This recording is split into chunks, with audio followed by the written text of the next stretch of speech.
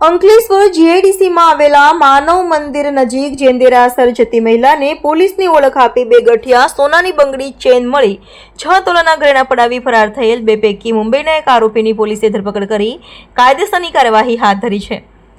ગત તારીખ 25મી નવેમ્બર 2024ના અંકલેશ્વર જીઆઈડીસીમાં રહેતા હર્ષાબેન શાહ તેમના ઘરની નજીક આવેલ જૈન દેરાસર ખાતે જઈ રહ્યા હતા।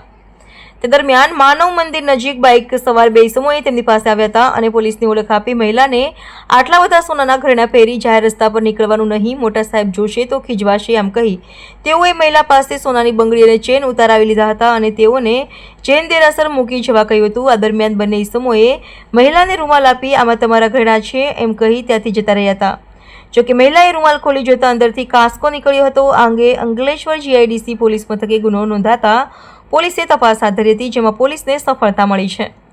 જીઆઈડીસી પોલીસે આ મામલામાં મુંબઈના કલ્યાણ સ્થિત પાટીલ નગર અંબેવેલી પાસે રહેતો બાદશાહ ખાન કાઝી બાબુ ખાનની ધરપકડ કરી તેની વિરુદ્ધ કાયદેસરની કાર્યવાહી હાથ ધરી છે। રિપોર્ટર ધર્મેશ રાણા, અંકલેશ્વર।